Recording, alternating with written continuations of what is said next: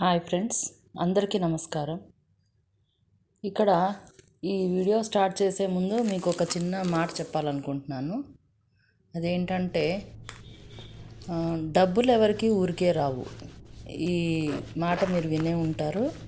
అది మన ప్రముఖ జ్యువెలరీ షాప్ ఓనర్, లలిత జ్యువెలరీ షాప్ ఓనర్ సార్ చెప్పినట్టు మాట. సో ఇందులో ఆయన ఉద్దేశం ఏంటంటే డబ్బు యొక్క ప్రాముఖ్యతని ఇతను చెప్పాలనుకుంటారు.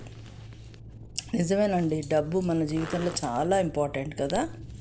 అది 1 రూపాయి అయినా, 100 రూపాయలైనా, 1000 రూపాయలైనా, 1,00,000 అయినా, 1,00,00,000 అయినా సరే డబ్బు చాలా అవసరం కాదంటారా?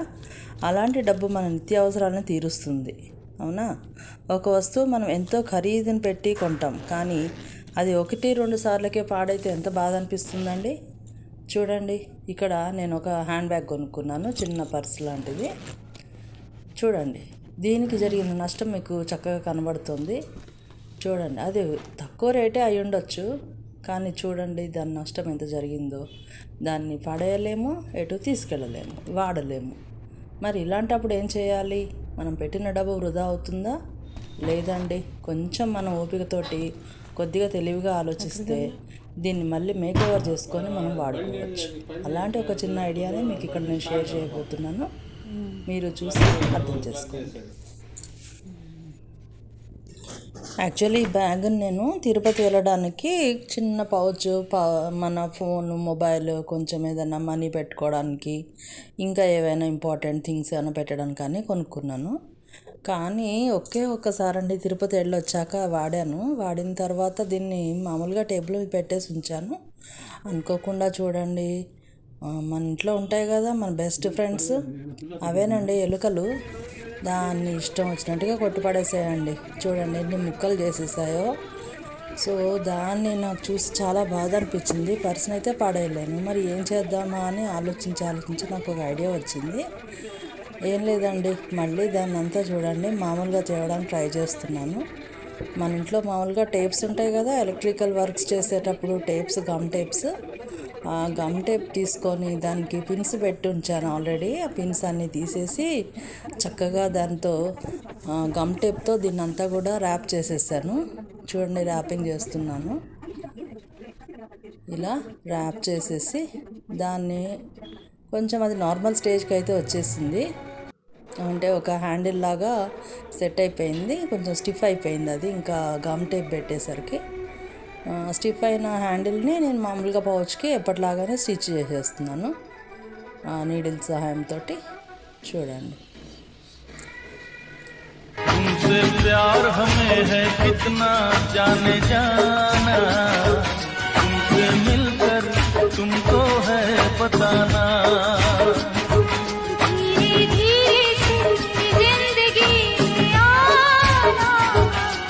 धीरे धीरे से दिल को चुराना.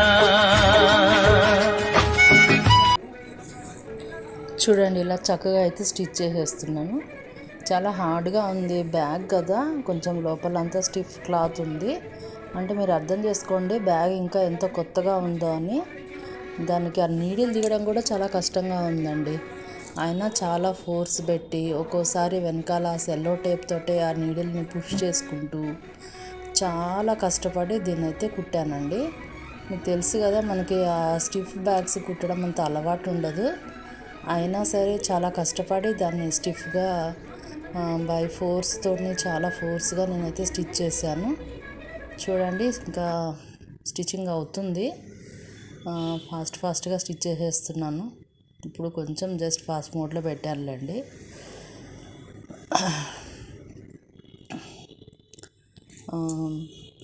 मिले दिल खिले और जीने को क्या चाहिए. ना हो तू दास तेरे पास मैं रहूंगा जिंदगी भर. ना हो तू दास तेरे पास मैं रहूंगा जिंदगी भर. सारे संसार का प्यार मैंने तुझी में पाया.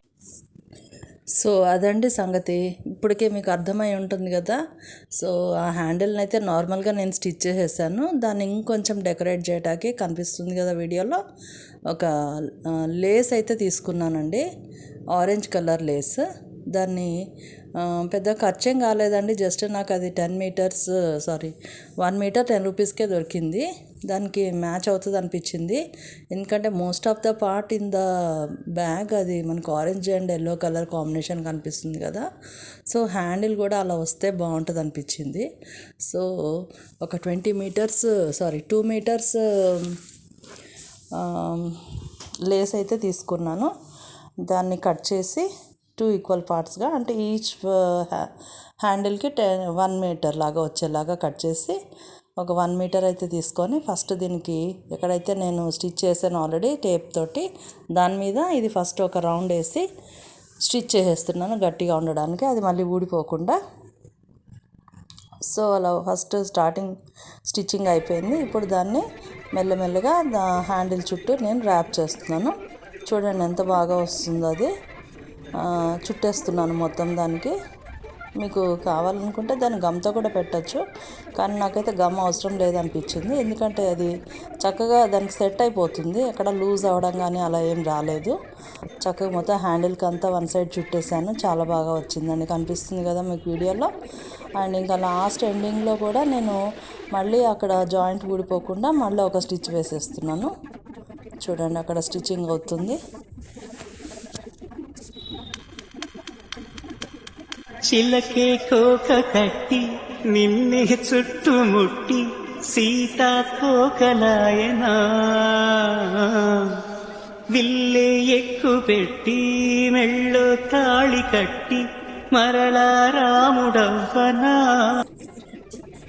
చూడండి ఇలాగే సెకండ్ హ్యాండిల్కి కూడా అది నార్మల్గానే ఉంది, అయినా కూడా దాన్ని కూడా మనం మేక్ ఓవర్ చేయాలి, లేకపోతే రెండు డిఫరెంట్గా కనిపిస్తాయని దానికి కూడా నేను ఇంకొక మీటర్ లేస్ని చక్కగా చుట్టేసి దానికి మొత్తం టైట్గా దాన్ని కూడా స్టిచ్ చేసేస్తున్నాను 2 సైడ్స్ కూడా.